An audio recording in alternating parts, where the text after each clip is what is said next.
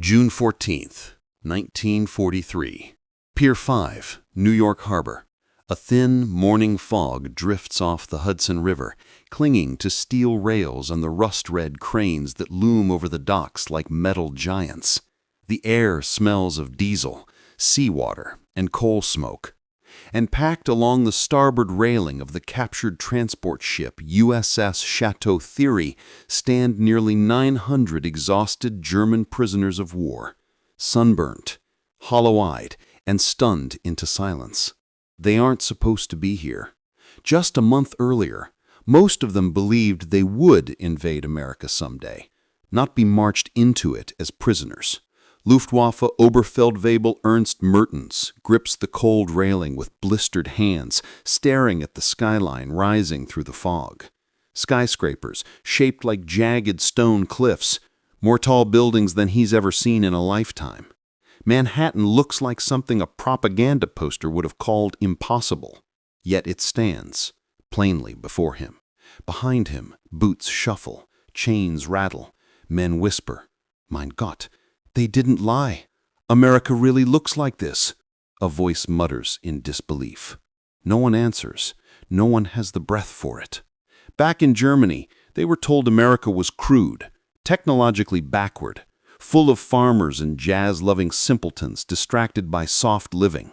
But the city rising in front of them does not look soft. It looks like a civilization at full throttle. The rumble of massive engines rolls through the harbor. Cargo cranes groan overhead as they unload mountain after mountain of crated material from another Liberty ship. Trucks, tires, disassembled aircraft engines, tools, racks of untouched steel bars, all hoisted through the air like children's toys by machines the prisoners have never seen before. One POW points mutely at the cranes. They're unloading at this hour? The sun is barely up. In Hamburg or Bremen, a harbor crew would still be changing over the first shift. But here, the American dock crews are already sweating, fast, synchronized, working like it's midday. A whistle shrieks. American guards call formation. German boots hit the deck in a hesitant rhythm. Mertens doesn't move at first. He watches the harbor. Everywhere, movement, sparks, hammering, steam, voices shouting orders in English. The industry is visible, alive, pulsing like a machine that never stops to breathe. He can't shake the feeling that he is not looking at a city, but the exposed beating heart of a giant. And this is only the harbor, the lingering memory of capture. Just 12 days ago, Mertens had been deep in Tunisian airfield service, assigned to ground crew support for a last-ditch Luftwaffe operation ferrying replacement aircraft out of the crumbling Afrika Korps perimeter. The Allies were strangling the sky. Resupply had become gambling with death. One RAF fighter-bomber raid later, he wound up concussed, bleeding, and stumbling through smoke before American infantry swept the base. He expected interrogation. He expected beatings. He expected grimness, or at best, cold professionalism. He certainly didn't expect coffee. U.S. Army MPs handed steaming cups to stunned prisoners like they were just tired tradesmen at the end of a shift, not enemies. He still remembers the smell of it, thick, rich, absurdly plentiful. In Germany, coffee was a fading rumor. Ersatz brew and roasted chicory were more common than beans.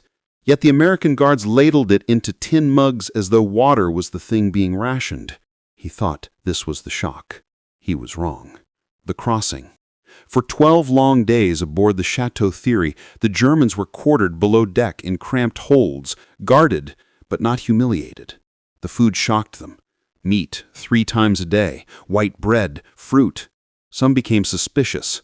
Some whispered it was a trick, that Americans were feeding them fat just to interrogate them harder later. But after a week of uninterrupted meals, the suspicion melted into quiet dread. If the Americans can feed prisoners this well, how much can they feed their own soldiers? On the 5th night of the crossing, they heard a deep mechanical clatter and rushed topside through the open hatch, escorted, but not driven. Off the port bow, faint in the black of the North Atlantic, another convoy could be seen. Not a fighting fleet, not destroyers, not troop ships, cargo ships. An entire second wave of them already heading east, loaded with tanks and trucks and cases of ammunition stacked like children's blocks on the deck. "They're shipping another army before the first is even done landing," a POW whispered. In Germany, industry paused, regrouped, rationed. Here, industry did not pause. It didn't even slow down. The convoy thundered past in the blackness, as though the ocean itself had turned into an assembly line. Arrival. Now on the New York dock, the prisoners filed down the gangway in double column, watched by U.S. military police in pressed uniforms, polished helmets, and the kind of rested faces the Germans have not seen among working-age men since 1939. These are not men dragged from rubble. These are not men bent from hunger or sleepless nights in air raid shelters. These are men who get 8 hours of sleep. Men who ate breakfast. Men with shoes that still have soles. As the column turns toward the waiting rail cars, Merton sees something else. Floodlights behind the warehouses to the east, painfully bright even in morning daylight. An entire factory facility is lit up like a sports arena. "Why are the lights still on?" a fellow POW mutters. It clicks for Mertens an instant later. They aren't still on. They are always on. The factory didn't shut down overnight. It likely didn't shut down last night. It probably won't tonight either. He feels a knot in his stomach that has nothing to do with the ship, or the march, or captivity. This is not a country running production. This is a country in overdrive. Boarding the train.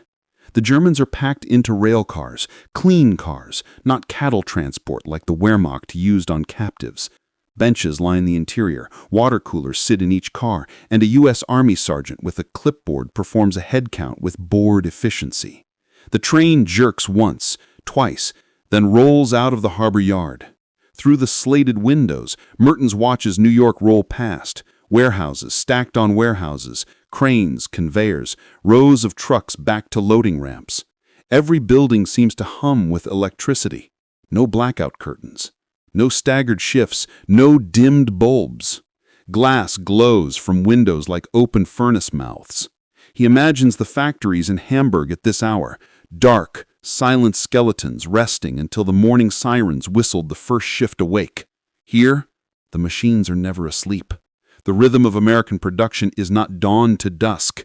It is pulse and heartbeat. It has no circadian rhythm, because a nation this large does not have off hours. Not anymore. The first real shock. The train clatters through the outskirts of Newark, then into Pennsylvania Industrial Corridor. It's nearing midnight by the time they pass the next major manufacturing district, but the scene outside looks like early afternoon. Entire city blocks floodlit with arc lamps, rolling furnaces glowing red through wide open loading bays. Trucks lined in rows idling for their turn. Whistles shift sounding in 3 pitches, one closing, one beginning, one crossing in the middle. Somewhere behind Mertens, a voice cracks. "Are those third-shift workers?" In Germany, by 1943, running 2 shifts was already straining coal and electrical supply. Rubber plants, foundries, and rail yards staggered labor schedules to conserve resources and avoid power dropouts. Berlin officials could barely keep tram lines live after midnight. But here, the night is just another working day. A factory yard gate swings open below the passing trestle. New workers pour in, fresh, laughing, many with lunch pails under their arm as casually as arriving for a picnic. Their uniforms are clean. Their shoulders are not slumped from exhaustion. They aren't tired. They aren't starved. They aren't defeated. They are simply the next shift. Mertens feels his jaw tighten. He is not watching soldiers, not a mobilized war state clawing to survive. He is watching regular citizens. And he realizes with a sinking weight in his stomach, this country is not fighting the American army. This country is fighting the American workforce, a workforce that never sleeps. He has not even reached the prison camp yet, hasn't seen the countryside farms bursting with produce, hasn't seen the schoolyards untouched by hunger, hasn't seen the reservist brigades drilling after clocking out from 12 hours in a machine shop, and the quiet verdict is forming in his mind. This country cannot be starved into collapse. This country cannot be bombed into silence. This country runs like an endless factory belt. The train rolls on, steel wheels screeching over the switch plates. He stares out into the blinding night industrial glow. 1:17 a.m. Western Pennsylvania Rail Corridor. The POW transport train thunders westward, wheels hammering the track joints in a relentless rhythm. Most of the German prisoners have gone silent, not from fatigue, but from the unnerving realization forming outside their barred windows. It is after midnight, and yet the world beyond the glass looks fully awake. High-tension arc lights blaze against the low cloud ceiling, illuminating the valley in a hard white glow that makes shadows fall sharp and long across the rail bed. Blast furnaces roar like caged storms, spitting orange glare through open roof vents. The flames paint the sky in flickering molten streaks. Mertens leans toward the slats of the window, his breath fogging the metal. His heartbeat thuds against his ribs. This can't be real. He wipes the condensation with his sleeve to be sure, but the scene doesn't waver. A foundry complex sprawls out below the raised trestle. Switch engines crosshatch the yard, tugging strings of ore cars. Towering gantries feed glowing slag channels. Sparks cascade off railings where welders are at work. At 1 in the morning. German factories at this hour are silent tombs with blackout curtains drawn. Furnaces bank low to conserve coal. Laborers drag themselves to their bunks, rationed bread heavy in their stomachs. Even the shadows in Germany seem tired. But here the night feels industrious. The hiss of steam and clank of heavy cranes drown out even the train's own noise for a moment, as though the POW convoy is passing through the throat of some giant mechanical animal. The workers who aren't exhausted. A new shift is gathering at the perimeter gate. Men in coveralls, women in headscarves, some in denim jackets, some in flannel, sleeves rolled past the forearm. They file in briskly, laughing, voices carried up by the chilled night air. No slumped shoulders, no ashen faces, no one dragging themselves forward on willpower alone. One POW near the window whispers hoarsely, "Look at them. They're fresh. They look fresh." A corporal behind him shakes his head slowly. No blackout, no rationing. They don't even turn the power down. Back home, the Reich propaganda ministry preached that America's economy was soft, built on excess, brittle and untested, already buckling under debt and civilian softness. But nothing before them this night is soft. These workers are not laboring like conscripts. They move like replacements, like a fresh wave rolling over the previous one without pause. The moment they understand. The train trundles past a switching yard where a line of sealed freight cars waits to be moved deeper inland. Painted stencils read, Kansas City, Detroit, Seattle. Across the nearest car, in large sweeping brush lettering, someone has written the shift slogan, "We don't shut down." The phrase hits like a blow to the stomach. Not a boast, not a metaphor, a scheduling reality. A factory like this fed by this rail line, supplied by these convoys, lit by this power grid, backed by this manpower, cannot be attrited. Mertens closes his eyes for a moment, and in that brief darkness, he sees Germany's war maps with red arrows pushing east and west across continents. But those arrows always had a quiet assumption beneath them, that the industrial enemy could be outlasted. What he is seeing now tells him those assumptions are fantasy. An American guard notices their silence. Inside the rail car, the U.S. Army Guard seated nearest them, a young sergeant wearing an Iowa National Guard patch, follows their stares out the window, then cracks a faint, knowing smile. "You boys aren't in Europe anymore," he says lightly. Not taunting, just matter of fact. Mertens turns his head toward him, startled by the casual tone. No gloating, because Americans do not need to gloat. The evidence is doing it for them. The sergeant jerks his thumb toward the factory lights and says, "That one runs 3 shifts. Most of them do now. Steel mill about 30 miles down runs 4 when they double up on maintenance crews." 4. There is no such thing as a 4th shift in Germany. There aren't enough men, enough coal, enough electricity, enough anything left. The sergeant sees the confusion still settling across their faces. "You'll get used to it," he says. Passing through the manufacturing belt. 2 more hours, 2 more industrial complexes. A tire plant the size of an airfield. A machining yard whose cranes never stop moving. A rail assembly depot where new locomotives gleam in fresh lacquer under flood lamps like giant blackened stallions being readied for war. Each time the POWs expect darkness, there is more daylight. Each time they expect quiet, there is another roar of steel and steam. And somewhere between the 2nd and 3rd factory, an older prisoner, Lanzer age, thinning hair, Africa Corps patch still sewn to his tunic, lowers his head and mutters, "We cannot beat this." Not a cry of fear, not drama, just arithmetic. The numbers no longer add up to victory. Silent collapse of belief. Back home in Germany, people spoke about the United States like a bluff, a country too big to manage, too young to discipline itself into wartime harness, too distant to project power. But this is not a disorganized giant. This machine of electrified concrete and labor scheduling does not feel stretched. It feels winding up. Thousands of American workers laugh their way through a midnight shift change while German citizens stand in ration queues for cabbage and powdered eggs.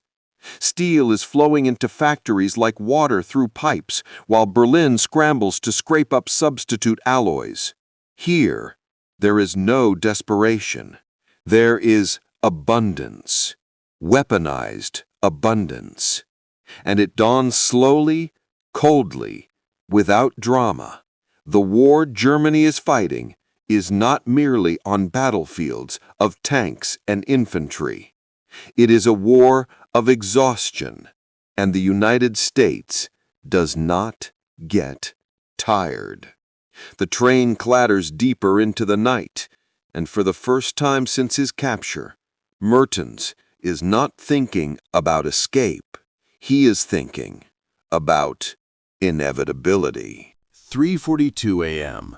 Somewhere west of Pittsburgh, the POW train plunges deeper into the interior rail network, tracks weaving along river gorges swollen with spring runoff. Trees blur to black silhouettes beyond the windows. But even here, this deep into the countryside, the horizon still glows with the reflection of far-off industry. Not a city glow, not a single facility, a band of light. It is production on a continental horizon.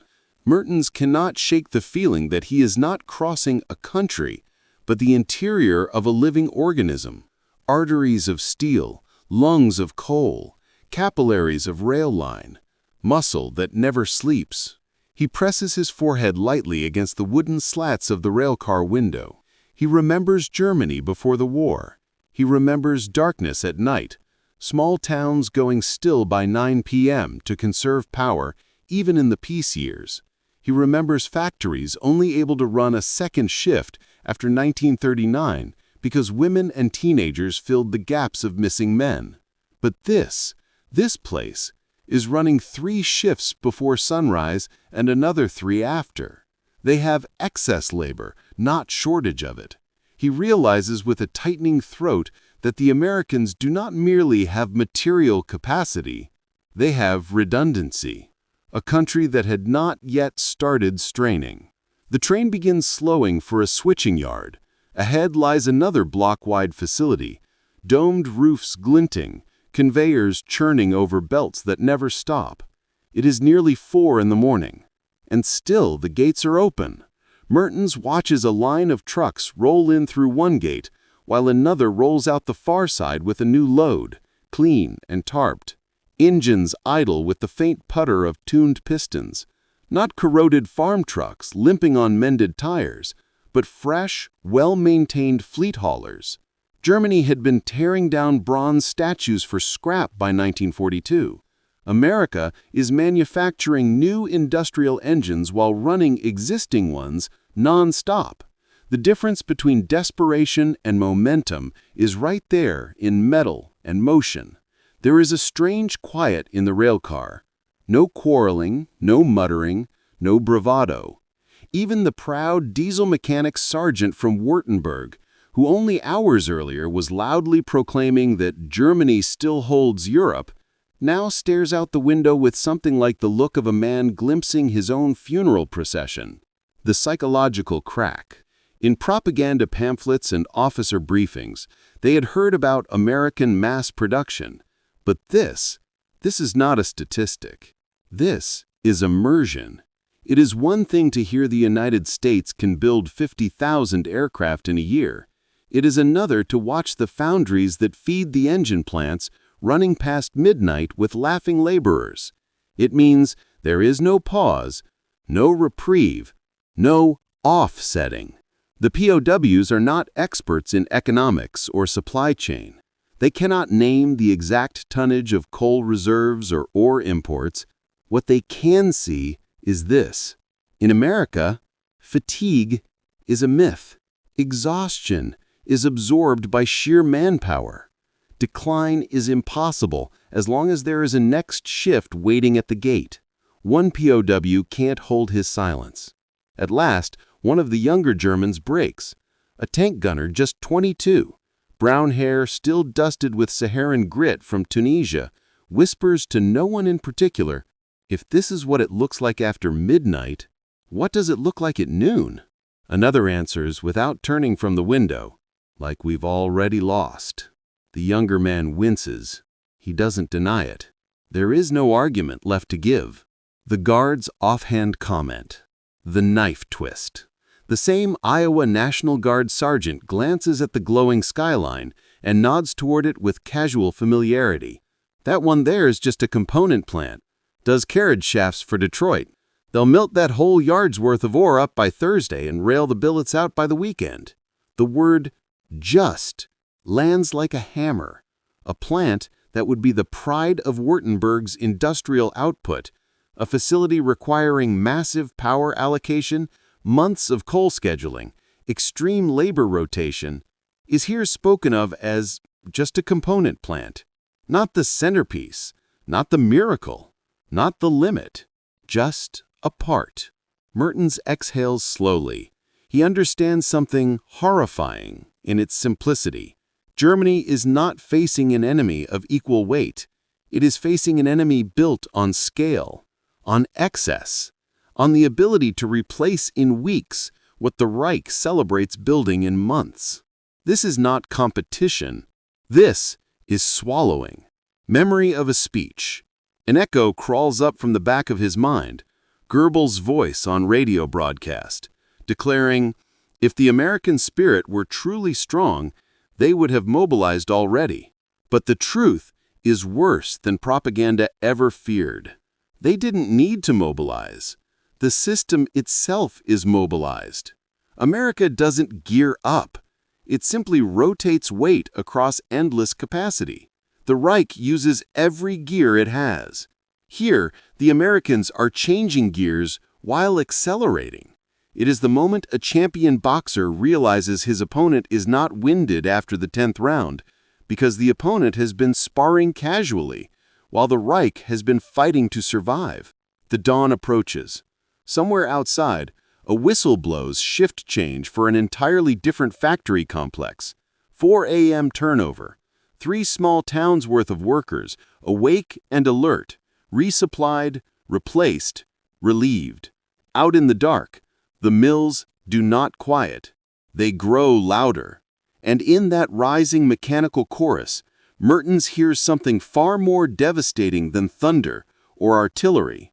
He hears the end of the war, years before it will arrive. The sun has not risen yet, but Germany's shadow is already shrinking. 6:05 a.m., Central Ohio.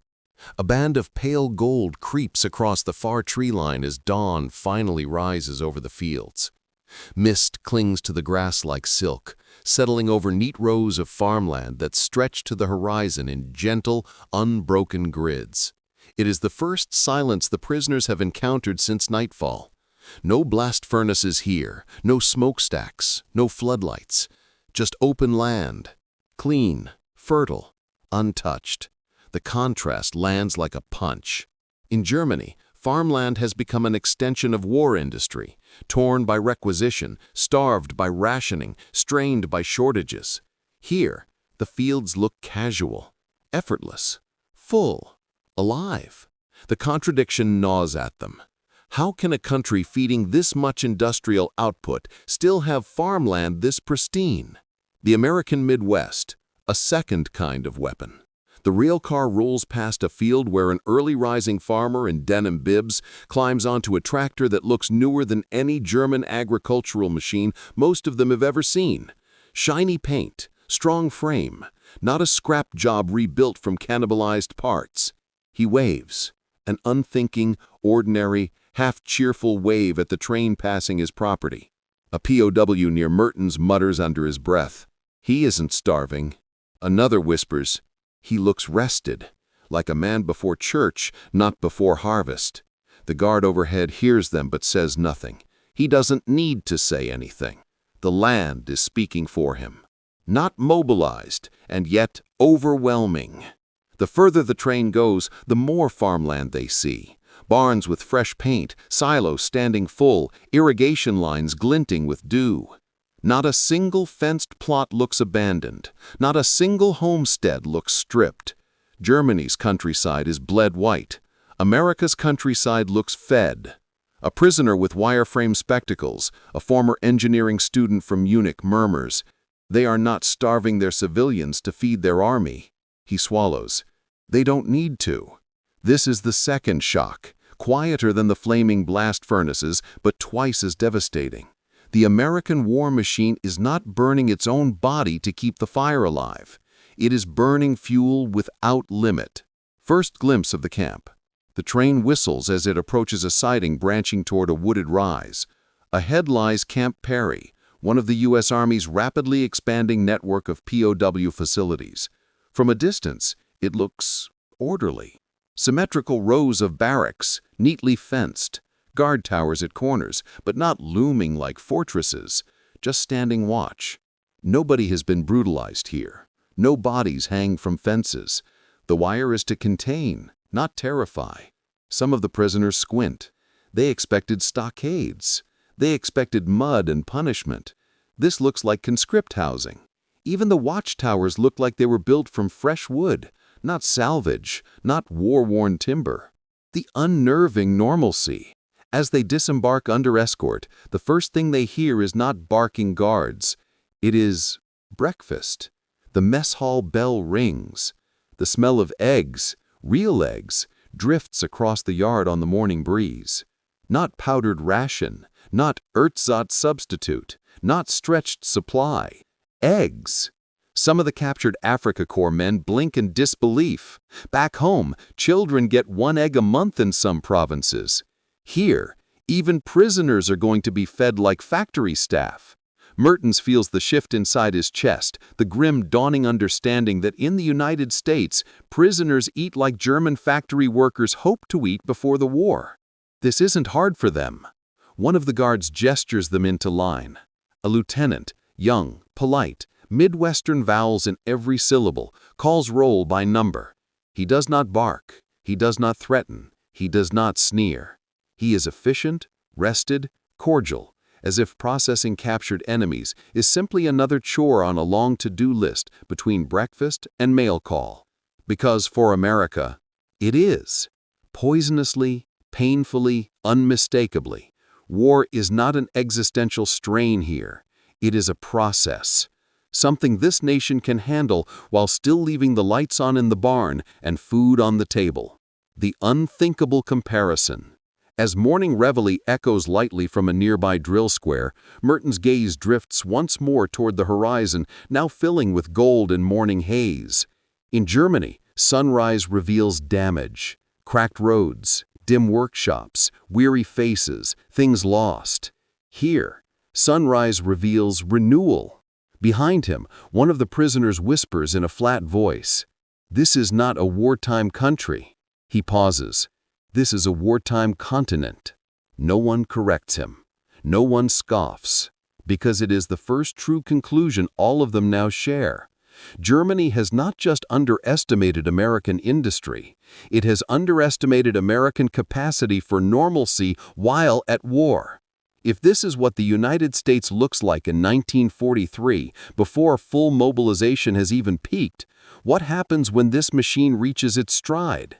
The earth beneath Merton's boots suddenly feels like he's standing not in a prison yard, but on a factory floor that stretches from coast to coast. And he realizes, they did not arrive at the heart of American strength on this morning. They have merely reached the front porch. July 2nd, 1943. Camp Perry, Ohio. The sun hangs high over the parade ground, cicadas droning through hot afternoon air.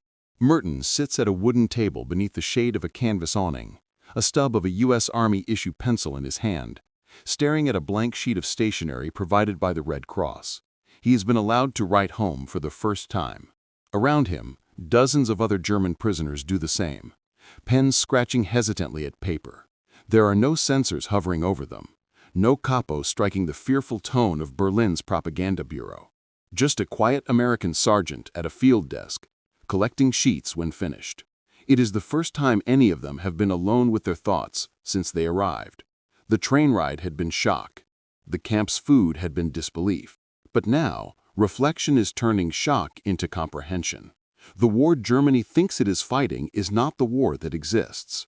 The camp routine and the crushing normalcy. By the time of this first letter, daily life has already begun to dissolve their illusions. Wake-up call, breakfast, roll call, work detail, clean barracks. It is not kind, but it is not suffering. They are fed. They are slept. They are unafraid. And that, more than comfort, is the bruising truth. Fear is the currency of the Reich. Fear of shortages. Fear of the Gestapo. Fear of air raids. Fear of hunger. Fear of collapse. Here, fear does not circulate. Here, even defeat is orderly. Merton's writes. He sets pencil to paper. "Dear Mother, I am alive and well. The camp is safe. We are fed more than we expect. The guards treat us fairly." His hand pauses. There is a weight behind what he wants to write, something he cannot compress into sentiment, something he can barely name. He glances toward the horizon beyond the barracks. Straight utility poles marching toward town. A water tower fat with reserve capacity. Trucks rolling past hauling dairy and grain, not toward an air raid shelter, but toward markets. He cannot unsee it. Germany is rationing to sustain, while America is producing to expand. He writes again, "It is difficult to explain what I have seen here. This country is not exhausted. It is not tightening its belt. I think they have only begun to push themselves. Factories run day and night with rested workers, not weary, rested. They are not surviving the war. They are thriving inside it." He hesitates. This next line is treason in Berlin, but truth in his ribs. We were not prepared for what America truly is. He is not alone. At another table, a Feldwebel from Bremen, once a dockyard laborer, is writing the same revelation in his own way. He has seen cranes, schedules, output rates. He can feel it in his bones. Germany is competing with a flooding river using a bucket brigade. 2 tables down, a young Luftwaffe radio operator scratches out the words, "They have more lights running at night than we have running at day." Across the yard, another prisoner adds in resigned script, "We cannot bomb this country quiet." The truth is circulating faster than leaflets. The line they dare not speak aloud. Mertens grips the pencil tighter. There is one more line he must write, one that will not be censored because the Americans want it transmitted. They want Germans to understand. They want this realization to spread back across the Atlantic. Slowly, carefully, he writes, Germany cannot outlast them. There it is, the moment of admitted defeat. Not military defeat, not tactical defeat, industrial defeat. A war lost before the front lines ever reach American soil. He stares at the sentence, numb. He's not sure if he is confessing or merely describing. The camp sergeant collects the letters. When the sergeant comes by, he takes the envelope with no reaction. He has seen hundreds of these. He knows what ship-lit skylines do to captured men. He knows that America's factories are America's propaganda. No speeches needed, no threats, no indoctrination. The country itself is the lecture. Mertens watches the sergeant walk away with the stack of letters bound for Europe. A bundle of quiet truths, cross the ocean in reverse of the convoys that brought them here. And for the first time, the Luftwaffe mechanic understands the war not as a clash of armies, but as a clash of civilizations of output. The terrifying realization. He looks down at his empty hands. Germany can take territory. Germany can field divisions. Germany can fight battles. But Germany cannot build like this. It cannot feed like this. It cannot continue. America can and will. And now every man in this camp knows it. There is no whistle, no fanfare, no surrender ceremony. Only a sentence written home to mothers and wives and sweethearts that will travel across the ocean like a slow tide. We cannot match this. The trucks rumbled past low warehouses and switching yards until the skyline ahead opened into something the Germans did not expect. A wall of glass and steel stretching nearly half a mile, its roofline crowned with blazing white floodlamps that filled the night like a second sunrise. This was not a military depot, not a war plant disguised under camouflage netting, not some secretly guarded prototype facility. It was just a factory, an ordinary one. Yet it looked like it was on fire with light. The flood of illumination spilled over the pavement, washed across the convoy, and gleamed against the side panels of the trucks like reflected daylight. The POWs reflexively shut their eyes, not out of fear, but astonishment. Their pupils, conditioned by months of blackouts, had not seen this much artificial light since before the war. Rothman whispered, Gott im Himmel, warum so viel Licht? In Germany, factories went dark after dusk not out of preference, but out of necessity. Coal shortages, fuel rationing, blackout laws, Luftwaffe discipline, bomber risk, and power regulation all forced the Reich's industry to shrink inward at night. The idea of a midnight shift existed mostly on paper, a skeleton crew, tired and overworked. But here, midnight was indistinguishable from noon. Inside the plant, visible through massive glass panes, hundreds of men and women moved along production lines with casual steadiness, not desperation. The night shift wore clean clothes. Their posture wasn't slumped. They were not gaunt, not exhausted, not coughing from coal smoke or malnutrition. They walked with the lazy confidence of people who would go home to a full pantry after their shift. They are rested, one of the German NCOs muttered in disbelief. They rotate shifts properly, added another. This wasn't war strain forced into night hours. This was industrial rhythm, unbroken and unhurried. The trucks slowed briefly at a crossing where rail cars were being shunted through the yard. More freight cars, all full, waited on adjacent lines, some already sealed for shipment. There was no bottleneck of scarcity here, no sign of a system running on fumes. Look at them, Rothman murmured. They act like the war isn't costing them anything at all. He wasn't wrong. For the first time, the German prisoners were seeing not American armies, not tanks, not planes, but the machine that fed them all, day and night, without ever collapsing under its own weight. In Germany, by late 1944, the war machine was a ravenous animal eating pieces of its own tail, reclaiming scrap iron from bombed-out ruins, melting church bells into shell casings, pulling schoolboys out of classrooms for machine rooms they barely understood. Here, in Ohio, the janitor looked better fed than most German infantrymen. And that was the moment the psychological axis shifted. It didn't feel like the enemy anymore. It felt like a country so large, so supplied, so endlessly awake that fighting it was like trying to dig the ocean empty with a spoon. The trucks started forward again, crossing another tributary of rail lines. Inside the beds of the convoy, reactions changed from confusion to something closer to dread. Not fear for themselves, but the dawning realization that Germany would never keep up. 3 shifts? 3 shifts every day? Rothman whispered. And they still have enough electricity to light the sky, another prisoner added quietly. One young Gefreiter sat with his hands folded in his lap, staring out through the gap in the canvas. He wasn't thinking about tonight. He was thinking about Nuremberg and Essen and Hamburg and every shuttered factory there that labored by candle glow and rations. He wasn't watching machines. He was watching inevitability. The convoy turned along a service road paralleling the factory. For nearly half a mile, the POWs rode in stunned silence, their faces washed in pale electric glare. They weren't seeing a showcase plant prepared for propaganda. This wasn't a guided morale tour. This was routine America, and that was exactly what terrified them. Rothman pushed closer to the flap again, squinting out into the light. Not even flickering, he said under his breath. Back in the Reich, when the night shift did run at all, bulbs were dimmed to threadbare amber and voltage sagged with every turbine strain.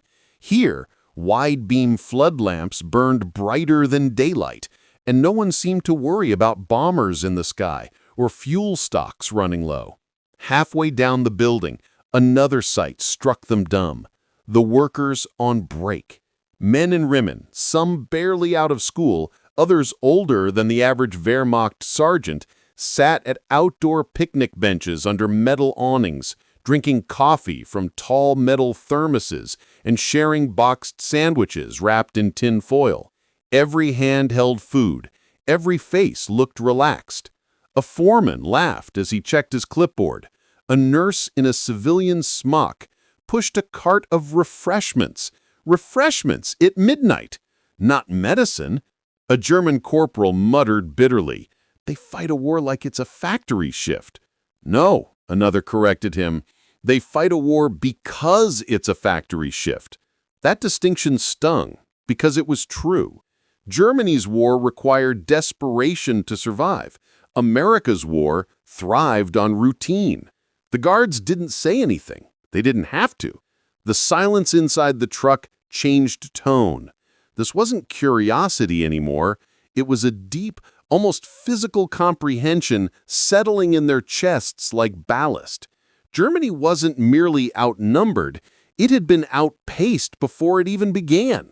The convoy passed a second plant, this one even larger, its roof fans spinning billows of steam into the winter air, glowing white under the glare of industrial light. A sign at the gate read, Danbury Stamp and Tool, night shift entrance, 11:30 p.m. They had started a shift 30 minutes before midnight. Not because they were forced to, because the schedule demanded it, and the country could feed it. A POW near the tailboard swallowed hard and whispered, If this is how the civilian factories run, what must the war factories look like? No one answered. They didn't need to.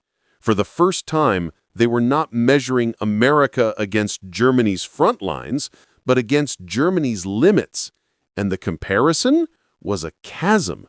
Rothman sat back, shoulders slack, staring downward as the truth, obvious and devastating, finally articulated itself.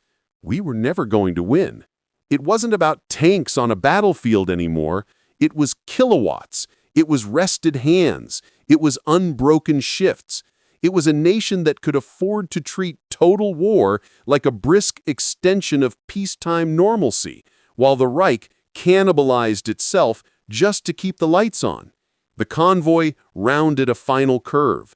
The glare faded behind them, but for every German sitting on those benches of the transport trucks, the light had already burned its image into their thinking. A blinding, quiet revelation. They had just seen the real superweapon of the United States.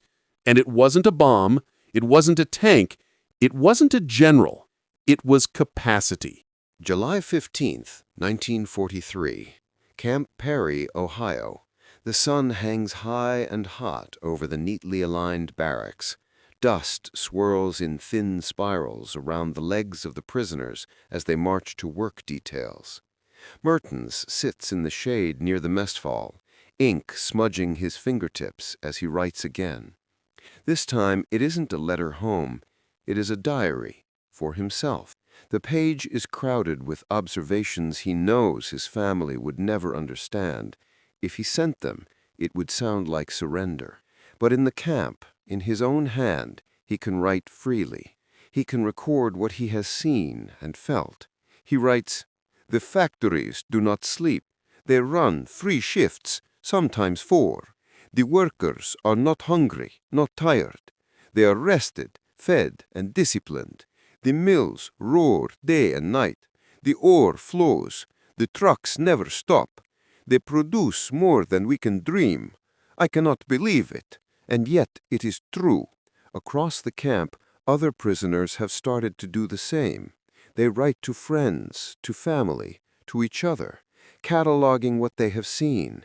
The floodlit factories, the midnight shifts, the trucks lined up, the gleaming rails, the abundance of food, the calm authority of the American guards. Every diary, every letter, every whispered conversation is marked by the same theme: astonishment. They are beginning to internalize a dangerous truth. War is not just fought with weapons and courage.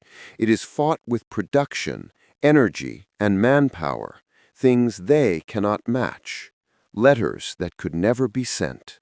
Some men have composed letters that will never leave Camp Perry, fearing the truth may be read by German censors as defeatist. "Do not tell the Führer what I have seen. Do not tell anyone. The factories, the workers, they never stop. We cannot match it. Even if we take their cities, even if we win a battle, they can rebuild in days what we destroy in weeks." These words are scribbled in pencil, tucked under floorboards or hidden in boot linings. They are confessions, not of guilt, but of comprehension.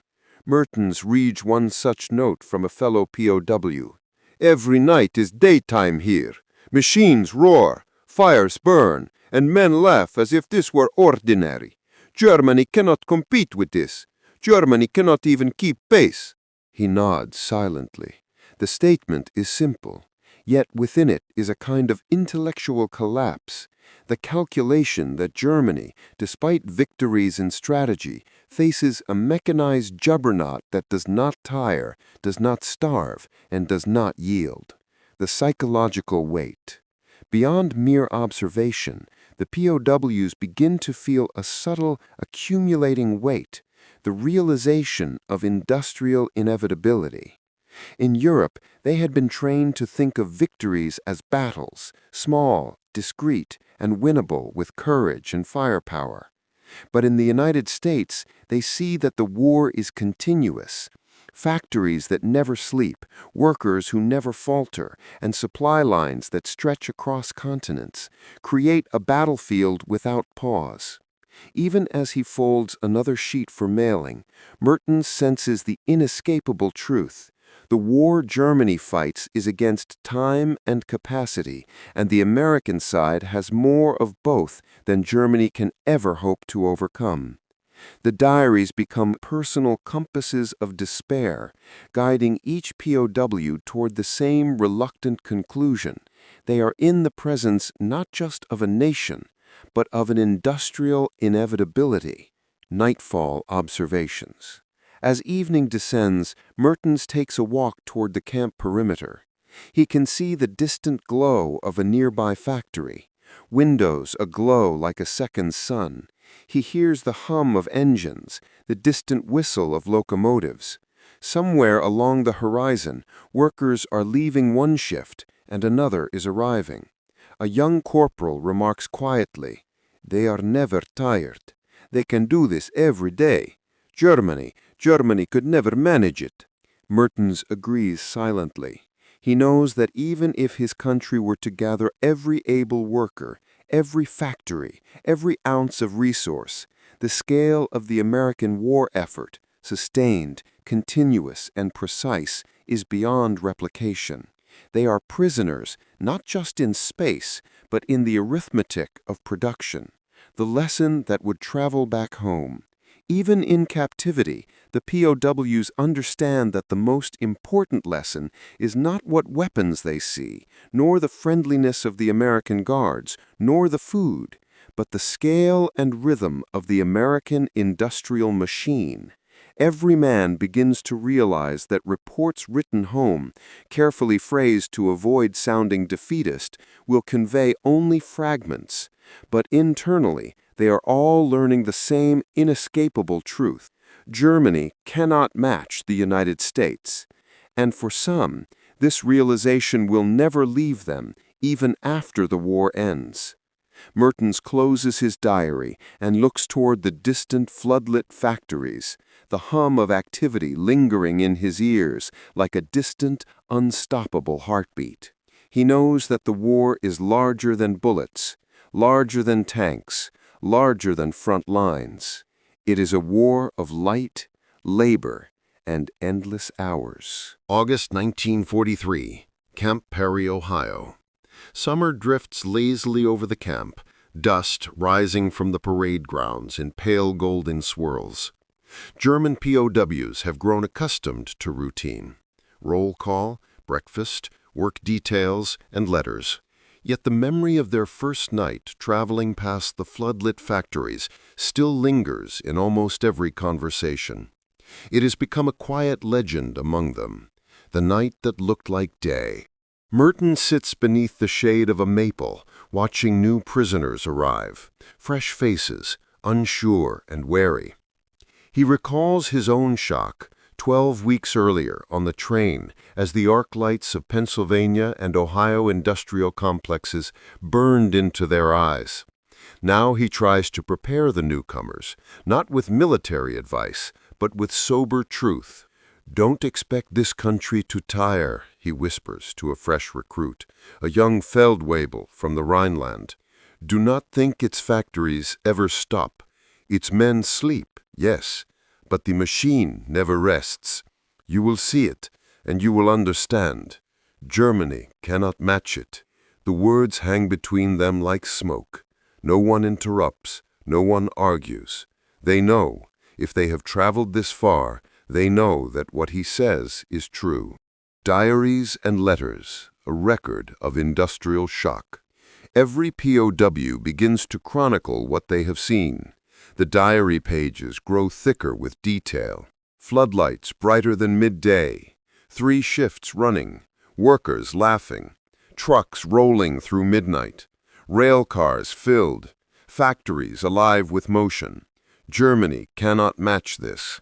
Even the guards notice the quiet respect in their tone.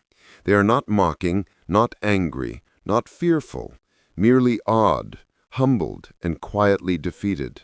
The POW's letters home, when permitted, are careful, coded, and restrained. But within them lies the kernel of truth. Friends and family in Germany will not grasp the magnitude, but the prisoners know. Some write candidly in private journals. "We were trained to fight battles, to conquer cities, to obey orders. But battles are small, cities can fall. But the factory that never sleeps, that is unstoppable. That is America." This insight, born from mere observation of lighted skylines and disciplined shifts, will haunt them long after the war. The conversations in the barracks. Inside the barracks, the POWs share stories quietly, leaning toward each other in low voices. Each recounting of midnight factories, glimmering furnaces, and endless assembly lines reinforces the lesson. The initial shock becomes a common understanding. Floodlights in the middle of the night, brighter than German daylight. 3 shifts working while Germany staggered too. Trucks, trains, and conveyors moving without pause. Workers who were rested, fed, and smiling. Even the younger soldiers, previously brimming with youthful arrogance, nod slowly, recognizing that victory in Europe was no longer just a question of bravery or strategy. It was a matter of production, a factor that Germany could not possibly equal. Psychological transformation. The realization does more than impress awe, it changes their psychology. Whereas once they measured military strength by the size of armies or the number of tanks, they now understand a deeper metric: sustained output. Germany could destroy, Germany could conquer, but it could not keep pace with the United States, whose factories, workers, and railroads were a living, breathing, inexhaustible force. This understanding is so profound that it reshapes conversations in the mess hall, work details, and evening gatherings. Soldiers discuss logistics, supply chains, and shift rotations with the same seriousness they once reserved for strategy manuals or battlefield tactics. The insight becomes a quiet form of education in itself, an acknowledgement that the war is being fought in factories, not just fields. The invisible victory of American industry. Mertens often sits silently at dusk, listening to the distant hum of activity beyond the camp. Even at night, somewhere, trucks roll, furnaces blaze, and lights burn as if the sun never set. He thinks about the arithmetic. Germany's factories producing at half capacity, rationed energy, exhausted labor, and America rolling over obstacles, replenishing, renewing, never slowing. It is not a battle he can win, not one he can even measure, and yet it is the most decisive battle of all, a war of production, scale, and endurance. The lesson is clear, simple, and terrifying. Germany may fight well in Europe, but it will never outproduce America. Even if it won every battle, it cannot outlast the relentless machinery of the United States. Reflection and legacy. Years later, many POWs would recall that first night on the train, passing through floodlit Pennsylvania and Ohio industrial districts. They remembered it not for the uniforms of the guards, the rations, or the neatness of the camp, but for the simple, inescapable truth of American productivity. Letters, diaries, and whispered conversations preserved this legacy, the quiet realization that production, not courage alone, was decisive. Some would carry it into post-war lives, teaching the next generation the same lesson. A nation that can keep its factories running, its workers fed, and its production continuous is a nation whose strength is beyond the reach of conquest. Even within the barbed wire of Camp Perry, surrounded by guard towers and fences, German POWs understood. They were witnesses to something larger than themselves, something that would determine the course of the war long before bullets or bombs ever reached American soil. The midnight factories, the lights that never dimmed, the shifts that never ceased. They were proof of a truth too vast to fight. America's industrial heart beat without pause, and Germany could never match it. October 1943. Camp Perry, Ohio. Autumn settles over the camp with crisp air and amber leaves rustling in the breeze. The POWs, now acclimated to daily routines, move with the precision of soldiers who have internalized the rhythm of the camp. Yet none can escape the shadow of the truth that first struck them months earlier. Every night, distant floodlights from factories still glimmer faintly on the horizon, a constant reminder of what they witnessed, the machines that never rest. Mertens sits at the edge of the parade ground, his diary open and pencil in hand. He reflects on that first midnight train ride past the Pennsylvania industrial complexes, where arc lights blazed brighter than German daytime, and shifts of rested workers moved with effortless efficiency. The memory is vivid, as though etched in fire and steel. It is a memory that reshaped the way he thinks about war, power, and inevitability. The scale that could not be comprehended. Back in Germany, the Reich had convinced itself that American industry was overstretched, vulnerable, and easily intimidated by air raids or submarine campaigns. But the POWs saw the truth firsthand. Factories running 3 shifts, sometimes 4, with fresh workers rotating seamlessly, equipment maintained meticulously, and output that dwarfed anything the Reich could muster. They realized midnight in America felt like midday because labor, light, and electricity were limitless. Supply lines never faltered, even in wartime conditions. Production was a living, breathing system, resilient, redundant, and continuous. This was not just industry. It was a strategic weapon, a force that could outlast, outproduce, and ultimately overwhelm. The human factor. Perhaps most disconcerting to the POWs was the human element. American workers were fed, rested, and disciplined. They were not cogs forced to exhaustion, nor laborers weakened by scarcity. Even at night they moved efficiently, laughing quietly, sharing coffee, performing skilled tasks without the constant shadow of starvation or fear. Mertens thought often of this contrast. The exhausted, rationed German workers, the tired soldiers back home, the constant struggle to keep factories barely functional, and then the bright, orderly, unstoppable American industrial workforce, smiling quietly as it ran 3 shifts before sunrise. It was a humbling, even terrifying lesson. A nation that can sustain its people while running its machines at full capacity wields a power beyond guns or tanks. Letters, diaries, and the legacy of shock. The POWs documented everything: letters home, diaries, whispered exchanges, preserving the reality that the Reich could not see. The United States was not a nation at war, struggling under strain. It was a nation at work, producing and thriving, and capable of absorbing losses Germany could not inflict. Even as prisoners, these men understood the significance. It is not the weapons that defeat a nation, but the ability to keep them coming. Germany may win battles, but it cannot outlast this. The accounts they wrote, often kept secret or cautiously phrased, carried a lesson that would outlive the war.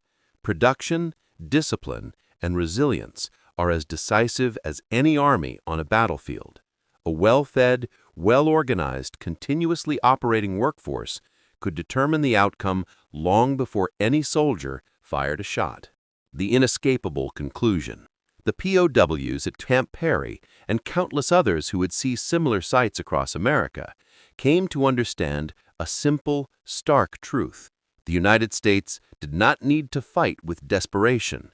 It did not need to ration beyond reason. It did not need to exhaust itself to produce for war. It simply kept moving. And that was enough. Mertens closed his diary one last time before sunset, staring at the faint glow on the horizon from the distant factories. In that quiet, he understood something fundamental about war, industry, and human endurance. Germany could fight. Germany could win battles. Germany could occupy cities. But Germany could never outproduce America. The truth was written not in strategy manuals or battle maps, but in midnight-lit factories, rotating shifts, and the calm, disciplined hands of workers who never paused. The war was not just in Europe, but in steel, electricity, and manpower, and America had already won that contest before the first shot was fired on its soil. The prisoners would carry that realization home, in letters, in diaries, in memories, a quiet, unassailable acknowledgement of industrial inevitability. The true might of the United States in World War II was not only in its soldiers, but in its capacity to keep machines and men moving, day and night, without end.